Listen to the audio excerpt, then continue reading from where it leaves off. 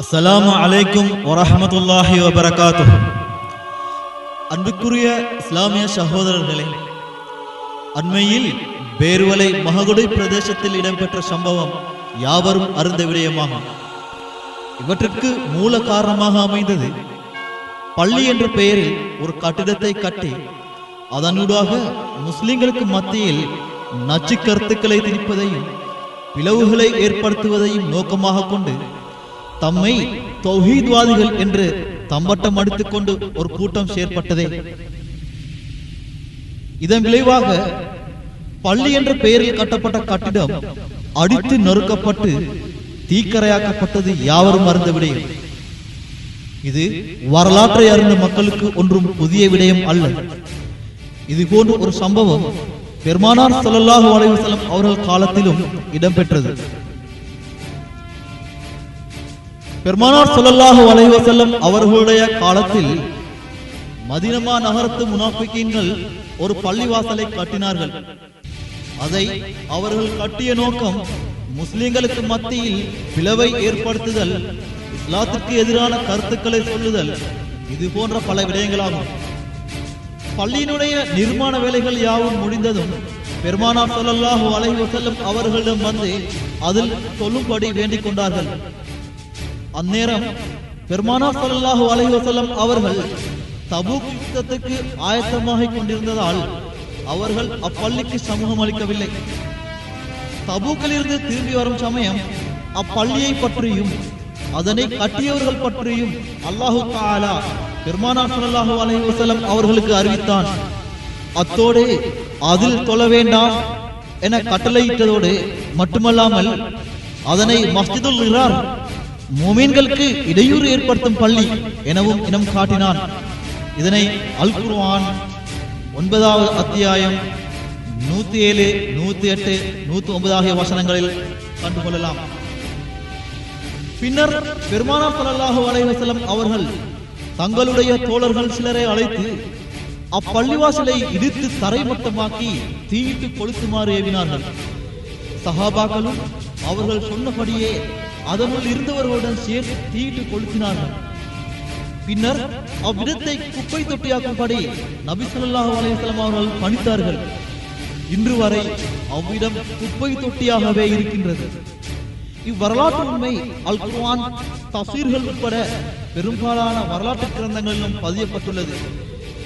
மேற்கூறப்பட்ட அல் குர்ஆன் வசனத்திற்கு வியாக்கியானம் எழுதும் இமாம் குர்துபி ரஹ்மத்துல்லாஹி போன்றவர்கள் பின்வருமாறு கூறுகின்றார்கள். பெருமானார் ஸல்லல்லாஹு அலைஹி வஸல்லம் அவர்கள் மேலே சொல்லப்பட்ட பள்ளியை உடைத்த காரணம் அதன் மூலம் இஸ்லாத்தில் பிளவை ஏற்படுத்துவதும் நச்சு கருத்துக்களை இஸ்லாமியர்கள் மத்தியில் பரப்புவதுமே பள்ளியை நிறுவிய முனாஃபிகீன்களின் நோக்கமாக இருந்தது. இந்த நோக்கத்திற்காக யாரெல்லாம் பள்ளிகளை கட்டுகிறார்களோ அந்த பள்ளிகள் அனைத்தையும் உடைத்து நொறுக்குவது மஸ்ஜிதுல் இராரை உடைத்தது போல முஸ்லிம்கள் மீது கட்டாயமாகும். தஃசீர் அல் குர்துபி. அன்பிற்குரிய இஸ்லாமிய சகோதரர்களே, இக்காலத்தில் நம் மத்தியில் இவ்வாறான மஸ்ஜிதுல் இரார்கள் மலிந்து விட்டன. இப்பள்ளிகளில் தான் பெருமானார் ஸல்லல்லாஹு அலைஹி வஸல்லம் அவர்களை பற்றி குறை கூறப்படுகின்றது. இப்பள்ளிகளில் தான் செலவாத்தின்றி பாங்கு சொல்லப்படுகின்றது. இன்னும் செலவாத்து கூடாது, அது தடுக்கப்பட வேண்டும் என சொல்லிக் கொடுக்கப்படுகின்றது.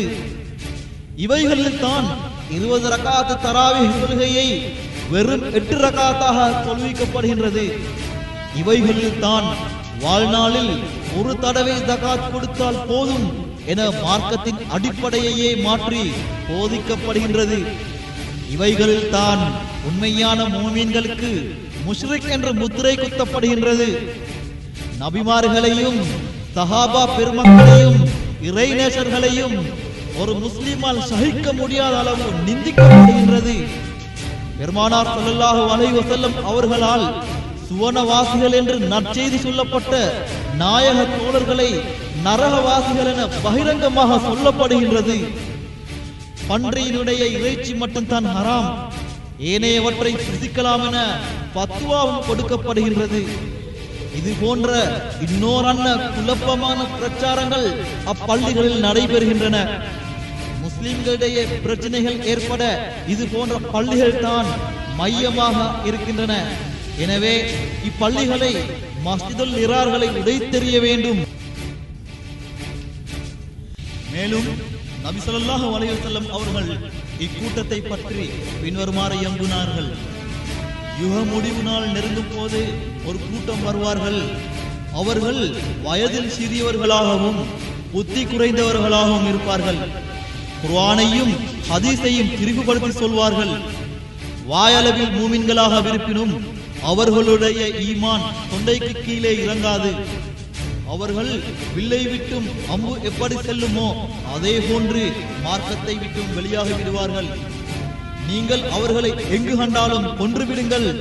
இப்படிப்பட்டவர்களை கொல்பவர்களுக்கு கியாமத் நாளில் நிச்சயம் நற்கூலி உண்டு.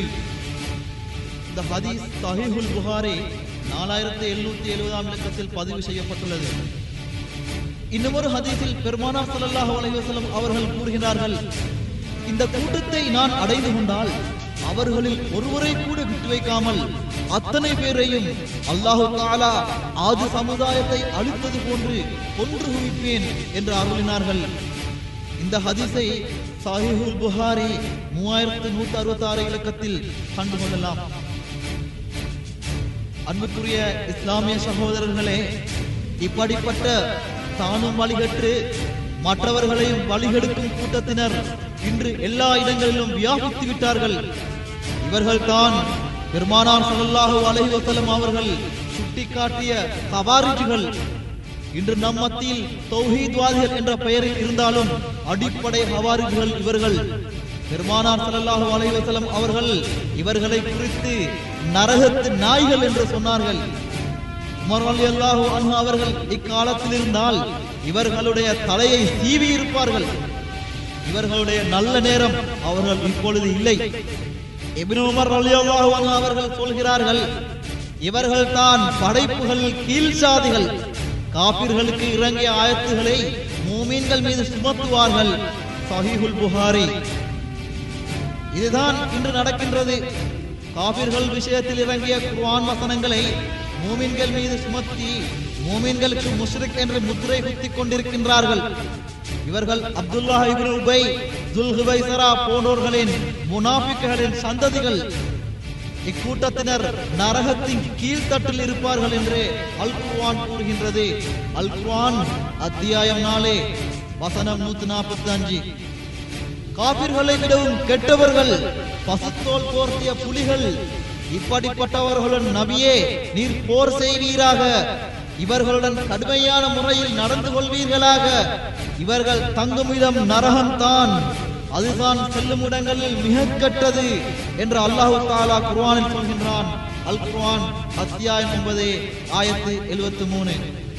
அன்புக்குரிய முஸ்லிம் சகோதரர்களே, இன்று நம் மத்தியில் சிலர் முனாஃபிக்குகளை கொல்வதை பாவம் என்று நினைக்கின்றார்கள். இது தவறு. இப்படிப்பட்டவனை கொல்வது ஒரு நன்மையான விடயம் என்பது மேற்கூறப்பட்ட சஹீஹான ஹதீஸ்கள் மூலமும் குர்ஆன் வசனங்கள் மூலமும் தெளிவாகின்றது.